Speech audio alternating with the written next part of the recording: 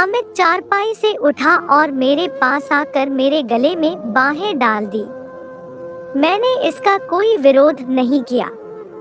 इससे अमित की हिम्मत बढ़ गई। इसके बाद मैं भी खुद को नहीं रोक सकी और हम दोनों एक दूसरे से लिपट गए। अमित की बाहों में आकर मुझ पर एक नशा सा छा गया। हम दोनों एक दूसरे में समा गए। सारी मर्यादा भंग हो गई। जोश उतरने पर जब होश आया, मेरी उम्र 36 साल थी, लेकिन मैं दिखने में अभी भी बहुत खूबसूरत लगती थी। मेरे पति विनोद शहर में नौकरी करते थे। मैं पति की गैर मौजूदगी में भी घर की जिम्मेदारी ठीक ठाक निभा रही थी। मेरे एक बेटा और एक बेटी थी। जिंदगी ने कब करवट ले ली मुझको पता ही नहीं चला। मेरी जेठानी का भतीजा अमित अक्सर हमारे घर आता रहता था। मैंने एक दो बार अमित को टोका भी कि बुआ के घर पड़े रहते हो, कोई काम धंधा करो। पहले मैंने भी अमित पर कोई ज्यादा ध्यान नहीं दिया था, लेकिन वह जब भी आता था मैं उसकी खूब मेहमान नवाजी करती थी। अमित के मन में क्या था यह मुझको पता नहीं था। एक दिन अमित दोपहर में मेरे घर आया और चारपाई पर बैठकर इधर उधर की बातें करने लगा। अचानक वह मेरे पास आकर बोला, बुआ तुम जानती हो कि तुम कितनी सुंदर हो। अमित की इस बात पर पहले तो मैं चौंकी, उसके बाद हंसती हुई बोली, मजाक अच्छा कर लेते हो। नहीं बुआ, ये मजाक नहीं है। तुम मुझे सचमुच बहुत अच्छी लगती हो, तुम्हें देखने को दिल चाहता है, तभी तो मैं तुम्हारे यहाँ आता हूँ। अमित ने हंसते हुए कहा।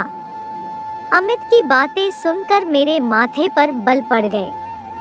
मैंने कहा, तुम यह क्या कह रहे हो, क्या मतलब है तुम्हारा? कुछ नहीं बुआ, तुम बैठो और यह बताओ कि फूफा जी कब आएंगे? उसने पूछा। उन्हें छुट्टी कहाँ मिलती है? तुम सब कुछ जानते तो हो, फिर भी पूछ रहे हो? मैंने थोड़ा रोष में कहा। तुम्हारे ऊपर दया आती है बुआ, फूफा जी को तो तुम्हारी फिक्र ही नहीं है। अगर उन्हें फिक्र होती तो इतने दिनों बाद घर न आते, वह चाहते तो गांव में ही कोई काम कर सकते थे। यह कहकर अमित ने जैसे मेरी दुखती रग पर हाथ रख दिया था।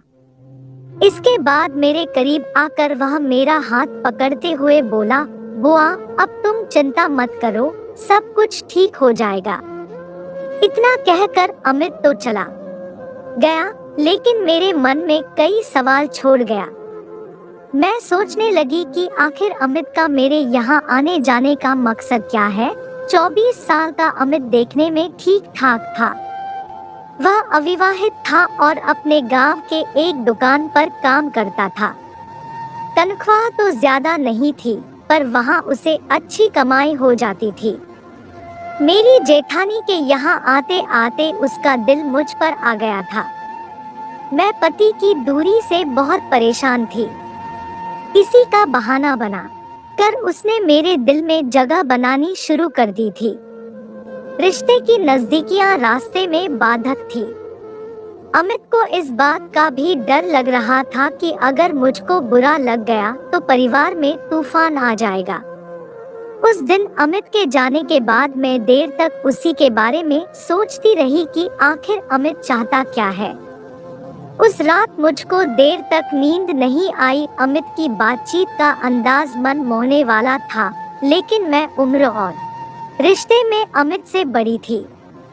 मन में पति के प्रति गुस्सा भी आया, क्योंकि पति से दूरी के कारण ही मेरा मन डगमगा रहा था।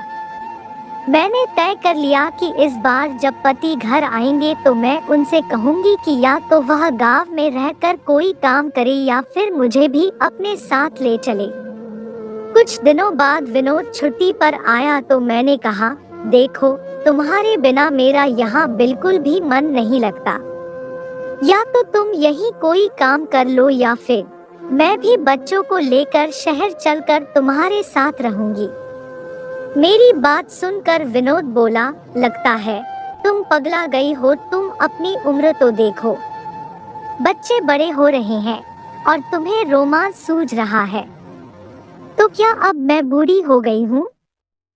मैंने कहा, नहीं नहीं, ऐसा नहीं है, पर सीमा यह मेरी मजबूरी है। मेरी तनख्वाह इतनी नहीं कि वहाँ किराए पर कमरा लेकर तुम्हें साथ रख सकूं। और तुम क्या सोच रही हो कि वहाँ मैं खुश हूँ? नहीं, तुम्हारे बिना मैं भी कम परेशान नहीं हूँ। पति के जवाब पर मैं कुछ नहीं बोली। विनोद 2 दिनों तक घर पर रहा, तब तक मैं काफी खुश रही। पर पति के जाने के बाद मेरे जिस्म की भूख फिर सिर उठाने लगी। मैं उदास हो गई। तब मेरे दिलो दिमाग में अमित घूमने लगा। मैं उससे मिलने को उतावली हो उठी। इतना ही नहीं, मैं अपनी जेठानी के घर जाकर बोली, दीदी अमित आया नहीं क्या? जेठानी ने कहा, आया तो था, पर जल्दी में था। क्यों, कोई काम है क्या? नहीं, मैंने तो यूं ही पूछ लिया। उदास मन से मैं वापस आने को हुई, तभी जेठानी ने कहा, शायद वह कल आएगा। जेठानी की बात सुनकर मेरा दिल खुशी से उछलने लगा। मुझे लग रहा था कि अमित मुझसे नाराज है, तभी तो वह मेरे घर नहीं आया। अगले दिन अचानक मेरे दरवाजे पर दस्तक हुई। मैंने दरवाजा खोला, सामने अमित खड़ा था। तुम? उसे देखकर मैं हैरानी से बोली, हाँ मैं ही हूँ बुआ, लेकिन तुम मुझे देखकर इतना हैरान क्यों हो? बड़ी बुआ ने बताया कि तुम मुझे याद कर रही थी, सो मैं आ गया। अब बताओ क्या कहना है? अमित ने घर में दाखिल होते हुए कहा। मैंने दरवाजा बंद किया और अंदर आकर अमित से बातें करने लगी। कुछ देर में मैं 2 गिलासों में चाय लेकर आई तो अमित ने पूछा, फूफा आए थे क्या? हाँ, आए तो थे, लेकिन 2 दिन रहकर चले गए। मैं बेमन से बोली। अमित को लगा कि मैं पति से खुश नहीं हूँ। उसने मौके का फायदा उठाते हुए कहा, बुआ मैं कुछ कहना चाहता हूँ, पर डर लगता है कि कहीं तुम बुरा न मान जाओ। नहीं, तुम बताओ क्या बात है? बुआ, सच तो यह है कि तुम मुझे बहुत अच्छी लगती हो और मैं तुमसे प्यार करने लगा हूँ। अमित ने एक ही झटके में मन की बात कह दी। अमित की बात पर मैं भड़क उठी। क्या मतलब है तुम्हारा? और हाँ, प्यार का मतलब जानते हो? अपनी और मेरी उम्र में फर्क देखा है। मैं रिश्ते में तुम्हारी बुआ लगती हूँ। हाँ, लेकिन इस दिल का क्या करूँ जो तुम पर आ गया है? अब तो दिलो दिमाग पर हमेशा तुम ही छाई रहती हो। अमित ने कहा, लगता है तुम पागल हो गए हो। जरा सोचो, अगर घर वालों को यह सब पता चल गया तो मेरा क्या हाल होगा? मैंने कहा। अमित चारपाई से उठा और मेरे पास आकर मेरे गले में बाहें डाल दी। मैंने इसका कोई विरोध नहीं किया। इससे अमित की हिम्मत बढ़ गई। इसके बाद मैं भी खुद को नहीं रोक सकी और हम दोनों एक दूसरे से लिपट गए। अमित की बाहों में आकर मुझ पर एक नशा सा छा गया। हम दोनों एक दूसरे में समा गए। सारी मर्यादा भंग हो गई। जोश उतरने पर जब होश आया तो हम दोनों में से किसी के भी मन में पछतावा नहीं था। मुझको अपना मोबाइल नंबर देकर और फिर आने का वादा करके अमित चला गया। उस दिन के बाद मेरी तो जैसे दुनिया ही बदल गई। पर कभी कभी मुझे डर भी लगता था कि अगर भेद खुल गया तो क्या होगा। अब अमित का आना जाना लगा रहने लगा। इसी बीच एक दिन विनोद अचानक घर आ गया। उसकी तबीयत खराब थी, पर उस समय घर पर अमित नहीं था। मैं डर गई कि कहीं पति की मौजूदगी में अमित न आ जाए, इसलिए मैंने अमित को फोन करके सतर्क कर दिया। हफ्ते भर बाद विनोद चला तो गया, पर मेरे मन में डर सा समा गया। पड़ोसियों को मेरे घर अमित का आना जाना अखरने लगा था। आखिर एक दिन पड़ोसन ने मुझको टोक ही दिया, जवान लड़के का इस तरह घर आना जाना ठीक नहीं है। अपनी जवान बेटी का कुछ तो ख्याल करो। मैं तुनक कर बोली, अपने घर का ख्याल मैं खुद रख लूंगी, तुम हमारी फिक्र मत करो। अमित मेरे यहाँ बेखौफ और बिना रोक टोक आता जाता था। पड़ोसियों के मन में भी शक के बीज पड़ चुके थे। एक दिन जब विनोद घर आया तो एक पड़ोसी ने कहा, अमित तुम्हारी गैर मौजूदगी में तुम्हारे घर अक्सर आता है, तुम्हें इस बात पर ध्यान देना चाहिए। इस बात से विनोद को लगा कि जरूर कुछ गड़बड़ है। उसने मुझसे पूछा, यह अमित का क्या चक्कर है? पति की बात सुनकर मेरी धड़कनें बढ़ गई। यह क्या कह रहे हो तुम? तुम्हारा रिश्तेदार है, कभी कभी यहाँ आ जाता है, इसमें गलत क्या है? घर में जवान बच्ची है, तुम उसे यहाँ आने के लिए मना कर दो। विनोद ने कहा, अपनी बेटी की देखरेख मैं खुद कर सकती हूँ, पर कभी सोचा है कि तुम्हारे बिना मैं कैसे रहती हूँ? तुम लोगों के लिए ही तो मैं बाहर रहता हूँ, जरा सोचो, क्या तुम्हारे बिना मुझे वहाँ अच्छा लगता है क्या? विनोद को मेरी इस बात से विश्वास होने लगा कि पड़ोसियों ने उसे मेरे और अमित के बारे में जो खबर दी है वह सही है। विनोद 2 से 4 दिन रुककर अपने काम पर शहर चला गया, पर इस बार उसका काम में मन नहीं लगा। उसे लगता था जैसे उसकी गृहस्थी की नींव हिल रही है। एक दिन अचानक वह छुट्टी लेकर बिना बताए घर आ गया। उसने घर में कदम रखा तो घर में कोई बच्चा दिखाई नहीं दिया। उसने कमरे का दरवाजा खोला तो सन्न रह गया। मैं अमित की बाहों में थी। गुस्से में विनोद ने डंडा उठाया और मेरी खूब पिटाई की, जबकि अमित भाग गया। पिटने के बाद भी मेरे चेहरे पर डर नहीं था। मैं गुर्रा कर बोली, इस सब में मेरी नहीं बल्कि तुम्हारी गलती है। मैंने कहा था न कि मैं तुम्हारे बिना नहीं रह सकती, पर तुमने मेरी भावनाओं का ख्याल कहाँ रखा? विनोद का गुस्सा बढ़ गया। वह हैरान था कि मैंने रिश्तों का भी ख्याल नहीं रखा। अमित तो मेरे बेटे की तरह है। उसने कहा, ठीक है, अब मैं आ गया हूँ, सब संभाल लूंगा।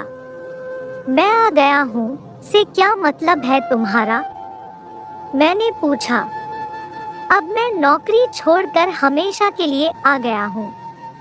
यही खेती बाड़ी करूँगा, फिर देखूंगा तुझे, विनोद ने कहा। पति के नौकरी छोड़ने की बात सुनकर मैं परेशान हो उठी, क्योंकि अब मुझे अमित से मिलने का मौका नहीं मिल सकता था। मैंने अमित को सारी बात बताकर सतर्क रहने को कहा। अब मैं किसी भी कीमत पर अमित को छोड़ने को तैयार नहीं थी। मेरे मन में पति के प्रति नफरत पैदा हो गई। विनोद को अब इस बात का डर लगा रहता था कि मैं अमित के साथ भाग न जाऊं। अगर ऐसा हो गया तो समाज में उसकी नाक ही कट जाएगी। लिहाजा उसे मुझसे नफरत हो गई। बेटी भी जवान थी, पर वह मेरी ही तरफ से बोलती थी। उसे इस बात का भी डर था कि कहीं बेटी भी गुमराह न हो जाए। विनोद की चौकसी के बावजूद मैं और अमित मौका पाकर घर से बाहर मिलने लगे। यह बात भी विनोद से ज्यादा दिनों तक छिपी नहीं रह सकी। उसने मुझको एक बार फिर समझाने की कोशिश की, पर मैं कुछ भी मानने को तैयार नहीं थी। विनोद समझ गया कि अब कोई बड़ा कदम उठाना ही पड़ेगा, वरना उसकी गृहस्थी डूब जाएगी। घर का वातावरण काफी तनावपूर्ण रहने लगा था। अमित विनोद की खुशियों के रास्ते में बाधा बन गया था। काफी सोचने विचारने के बाद विनोद को लगा कि इस समस्या का अब एक ही हल है कि रास्ते के कांटे को जड़ से निकाल दिया जाए। दूसरी ओर रोज रोज पिटने से मुझको लगने लगा था कि अब मैं पति के साथ ज्यादा दिनों तक नहीं रह सकती। मैं खुलकर अमित के साथ अपनी दुनिया बसाना चाहती थी। विनोद धीरे धीरे अपने इरादे को मजबूत कर रहा था। बेशक यह काम उसके लिए कठिन था, पर एक ओर चरित्रहीन पत्नी थी तो दूसरी ओर बेलगाम भतीजा, दोनों उसके गुस्से को हवा दे रहे थे। एक दिन विनोद खेत में काम रहा था, तभी अमित मुझसे मिलने आया। हम दोनों एक दूसरे के प्यार में खोए हुए थे। तभी विनोद आ गया। अमित को देखते ही उसका गुस्सा 7वें आसमान पर पहुंच गया। उसको देखकर अमित ने वहां से भागना चाहा, तभी विनोद ने हाथ में लिया फावड़ा उसके सिर पर दे मारा। एक ही वार में अमित वही ढेर हो गया। यह देखकर मेरी तो चीख निकल गई। आस पड़ोस में हाहाकार मच गया। तभी किसी ने पुलिस को खबर कर दी। पुलिस ने मौके से ही विनोद को गिरफ्तार कर लिया। मैं वहीं बैठकर रोए जा रही थी। मेरी एक गलती की वजह से आज मेरा हंसता खेलता परिवार